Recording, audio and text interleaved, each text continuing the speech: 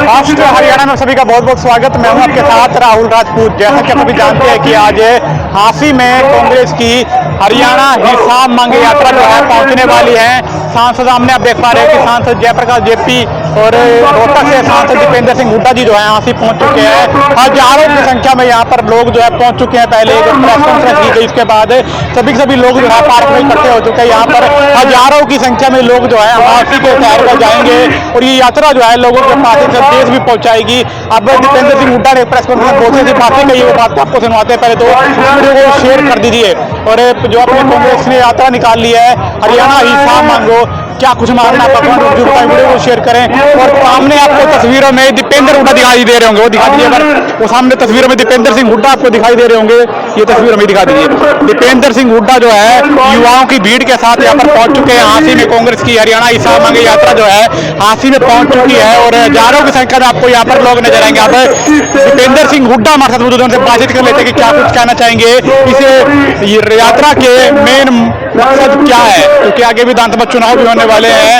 क्या कुछ नया संदेश देकर बातचीत कर लेते हैं उनसे। हरियाणा मांगे हिसाब अभियान के माध्यम से हमने 10 साल की सरकार, भाजपा सरकार के 10 साल की सरकार के लिए हमने 15 सवाल इस सरकार से पूछे हैं, जिसको आपको अभी हम एक सरकार सारे सवाल आप तक पहुंचाएंगे। 10 साल के बाद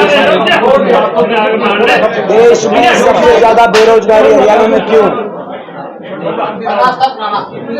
10 साल के बाद देश में सबसे ज्यादा अपराध हरियाणा में क्यों? 10 साल के बाद देश में सबसे ज्यादा महंगाई हरियाणा में क्यों है? Portal, IDO, family ID, property ID और पोर्टल के माध्यम से गरीब आदमी के हकों से वंचित रखने का काम जो हुआ वो किसी दूसरे बीजेपी शासित प्रदेश में क्यों नहीं हुआ? ये पोर्टल और ये आइडिया ये गुजरात में क्यों लागू नहीं हुई, केवल हरियाणा में क्यों की गई? एससी समाज और ओबीसी समाज का संविधान, बाबा साहब के संविधान का अधिकार, सरकारी नौकरी और सरकारी नौकरी में आरक्षण, उसको समाप्त बैकडोर से क्यों किया गया? हरियाणा में सरकारी पद क्यों समाप्त कर दिए गए और क्यों कच्चों में परिवर्तित करके कौशल निगम की भर्तियों के माध्यम से बिना रिजर्वेशन, बिना पेंशन, बिना मेरिट के एससी समाज, ओबीसी समाज के अधिकारों को वंचित किया गया? क्यों गरीब आदमी की सारी योजनाओं को बंद कर दिया गया? 100 गज के प्लॉट की योजना, मकान की योजना, पानी की पीने की टंकी टूटी की योजना, वजीफे की योजना, इस तरह की योजनाओं को क्यों? और भाई क्यों भाजपा काल बना किसानों का काल? भाजपा काल बना किसानों का काल, 750 किसानों की जान चलेगी। और क्यों हर वर्ग को, कोई एक वर्ग ऐसा नहीं, हर वर्ग को सड़क पे सरकार ले आई इन 10 साल में। स्कूल के छोटे छोटे बच्चों से लेकर, नन्हे मुन्नों से लेकर 500 स्कूलों में धरने हुए। हिसार में भी कई स्कूलों में धरने हुए, जिसमें मैं स्वयं गया था, बाकी हर जिले में हुए थे। प्रदेश के कोने कोने में हम, जयप्रकाश जी और हम हिसार में कई स्कूलों में गए, आपने भी कवर किया। 5000 स्कूल बंद हो गए या मर्ज हो गए। गरीब आदमी का बच्चों के धरनों से लेकर, और हमारी बेटियों को जंतर मंतर पे धरना देना पड़ा अपने न्याय के लेके। बेटी और बच्चों को भी धरना देना पड़ा, बड़े बुजुर्गों को धरने देने पड़े, किसान को, शिक्षकों को, कर्मचारी को, व्यापारी को, हर वर्ग को धरने देने पड़े सरकार के खिलाफ, मगर फिर भी सरकार को कुछ सुने नहीं। तो ये हरियाणा मांगे जवाब और हांसी भी मांगे जवाब। ये वो हांसी है जिसको विकास की तरफ आगे लेके जाने के लिए पूर्ववर्ती हुड्डा सरकार, कांग्रेस पार्टी की सरकार ने, हम लोगों ने मिलके, जयप्रकाश जी और हम लोगों ने मिलके हमने प्रयास किया कि हांसी प्रदेश और देश के विकास के नक्शे पे आए। ये वही हांसी है जो हमारी सरकार के समय मिनी सेक्रेटरीट से लेकर हांसी के अंदर 4 लेन सड़क कनेक्टिविटी, बाईपास, ये जो 4 लेन कनेक्टिविटी है डबवाली से लेकर दिल्ली तक, रेल की लाइन, सिटी पार्क, पानी की व्यवस्था के लिए बहुत बड़ी हमने वाटर सप्लाई की एक डिग्गी, जलघर, से लेकर हासी के प्रत्येक गांव से लेकर शहर के हर वार्ड तक उस टाइम विकास की तरफ हासी आगे गया। और ये सबसे ज्यादा अगर कोई किसी ने बोला, आप जितने कहेंगे उतने बयान में दिखा दूंगा, तो मौजूदा विधायक है। उन्होंने कहा कि भाई ये रिकॉर्ड बना जो यहां से विधायक है। लेकिन अब 10 साल के बाद वही हासी, हम पूछना चाहते हैं कि 10 साल के बाद हासी, हरियाणा मांगे हिसाब, हासी मांगे हिसाब। आज अपराध का कहर हासी में, आज क्यों हरियाणा में देश में सबसे ज्यादा अपराध और हासी में भी उसका असर देखने को मिल रहा है। आज आपको पता होना चाहिए कि अपराध दर में 3 चीजों में हरियाणा देश में नंबर 1 पे है, फिरौतियों में, अपहरण दर में और डकैती में, और हत्या दर में देश में नंबर 2 पे है। पीछे आपने देखा यहां भी एक हत्या हुई। तो 3 चीजों में देश में नंबर 1 पहुंच गया, जिसका हासी में भी दिखाई दे रहा है। आज हासी का व्यापारी करे तो क्या करे। आज जो हमने जलघर बनवाया था, इतना बढ़िया पीने के पानी की व्यवस्था करी थी, आज वही हासी पीने के पानी की सप्लाई के लिए आज त्राई उस हासी में दिखाई दे रही है। अगर पीने के पानी की सप्लाई में त्राई दिखाई दे रही है तो आप जाके चेक करें, 7 बाज और आसपास के आप गांव के अंदर जाके चेक करें, जो है बिल्कुल नहरी पानी का तो एक टोपा के लिए जो है गांव के गांव तरस गए हैं। तो आज ये वही हासी है। ना सफाई की व्यवस्था यहाँ पे दिखाई दे रही है, सड़कों के जो हाल है वो दिखाई जो आपके सामने है, और नगर परिषद को लेकर लोगों को कितनी तकलीफ सहनी पड़ रही है वो हासी के लोग ही जानते हैं। आप भी कई पत्रकार बीच बीच में मुझसे मिलते रहते हैं, आपसे मैं डिस्कस करता रहता हूँ, बाकी लोगों से भी डिस्कस कर। तो आज ये हासी हमारी जो सोच थी और हमारा जो सपना था कि इस हासी को, ये जो रेल 4 लेन खेदड़ के अंदर थर्मल कारखाना, हिसार में उस समय एयरपोर्ट और महन में इंटरनेशनल कार्गो एयरपोर्ट के माध्यम से इसको हम विकास का कॉरिडोर बनाना चाहते थे, जिसके सेंटर में हासी पड़ता। आज वो विकास का कॉरिडोर अपराध का कॉरिडोर बन गया। हरियाणा मांगे हिसाब, ये हासी मांगे हिसाब। ये विकास का कॉरिडोर अपराध का और बेरोजगारी का कॉरिडोर कैसे बन गया, सरकार बताए। ये आज बाकी तो हिसाब मांगने निकले हैं, कितनी उम्मीद है कि बीजेपी सरकार जो हिसाब देगी? देखिए, बीजेपी तो हिसाब दे नहीं रही।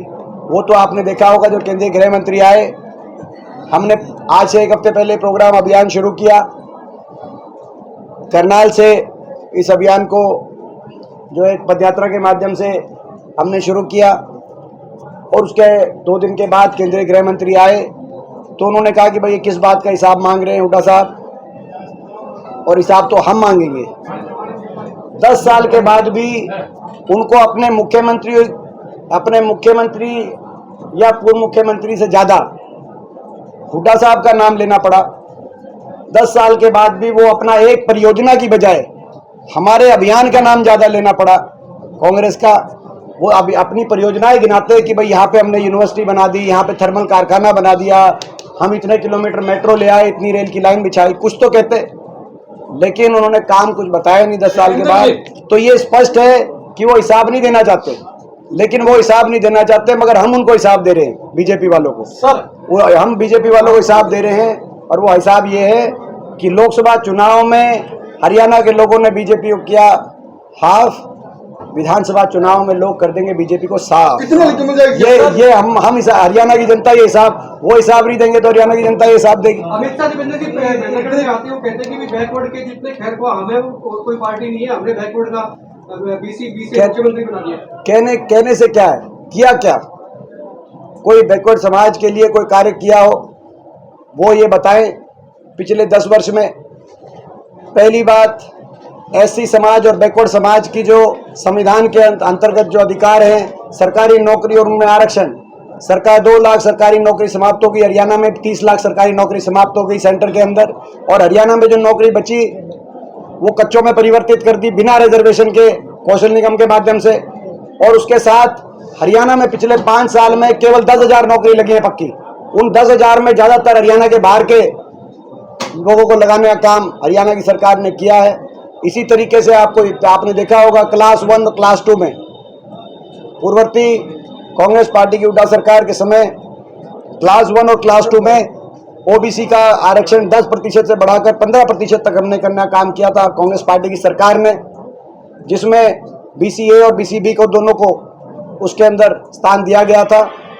10 साल से इस सरकार ने लारा लपा दिया आज तक, और ये बीच में एक बार कहा भी पूर्ववर्ती मुख्यमंत्री खट्टर साहब थे कि जी इसको बढ़ा के 1% बढ़ाएंगे, लेकिन 1% भी नहीं बढ़ाया। तो किया क्या, ये हम पूछना चाहते हैं। बैकवर्ड समाज के लिए कहाँ न्याय हुआ? और कांग्रेस पार्टी का स्पष्ट है, जातिगत जनगणना कांग्रेस पार्टी कराने का काम करेगी। हरियाणा में सरकार कांग्रेस की बनती है और जातिगत जनगणना के अनुसार के आधार पर ये पहले भी हमने 15% बढ़ाने का काम किया था, और इसको आगे पूरा जितना संवैधानिक हक है वो बढ़ाने का काम ओबीसी समाज के लिए हम कांग्रेस पार्टी करेगी। क्या ईडी का प्रयोग हरियाणा में भी किया जा रहा है क्या? तो आप भी बताओ। आप बताइए सर। आप- ये जगह और दान सिंह के ऊपर ईडी, देखो ये प्रतिष्ठान पे ईडी के छापे लगे हैं। ये मैं समझता हूँ कि 1390 करोड़ का। अच्छा, और एक ओबीसी समाज के लिए एक और बात, ये जो अभी इन्होंने 6 लाख से बढ़ाकर 8 लाख किया है क्रीमी लेयर, ये भी ओबीसी समाज के अधिकारों को छीनकर और पर जले पर नमक छिड़कने का काम किया। मैं इसलिए बताना चाहता हूं कि केंद्र सरकार का लिमिट है 8 लाख, उसको घटा के 6 लाख कर दिया, और हरियाणा अकेला प्रदेश ऐसा बना जिसमें इन 6 लाख में कृषि और जो है सैलरी इंक्लूड नहीं होती थी, जिसकी वजह से ओबीसी समाज के जो अधिकार है उनको छीनने का काम हुआ। ओबीसी समाज ने मांग की इसको बढ़ाया जाए, और कांग्रेस ने गोलना पत्र पे दिया कि हम इसको 10 लाख करेंगे। बीजेपी सरकार ने जाते जाते अब ये कहा कि भाई हम इसको 8 लाख करेंगे, जो केंद्र सरकार के बराबर, मगर 8 लाख करेंगे, लेकिन अभी कोई भर्ती ऐसी नहीं बची जो जिसमें इस आग का फायदा एक भी ओबीसी वर्ग के किसी एक नौजवान को हो। यानी कि 10 लाख से जो है 10 साल से ओबीसी समाज के नौजवानों का अपने हक छीनने का काम किया। जाते जाते आपने कर दिया, जिसका लाभ एक ओबीसी समाज के नौजवान को नहीं होगा। दे देगी इसका लाभ। तो मैं आपका अपना सामान एमआरपी पर नहीं डिस्काउंट पर लो। और हिसार में डिस्काउंट कहाँ मिल रहा है ये जानो सेलट्रेंडिंग.com पर। विजिट सेलट्रेंडिंग.com, पहले कंपेयर करो फिर शॉप करो।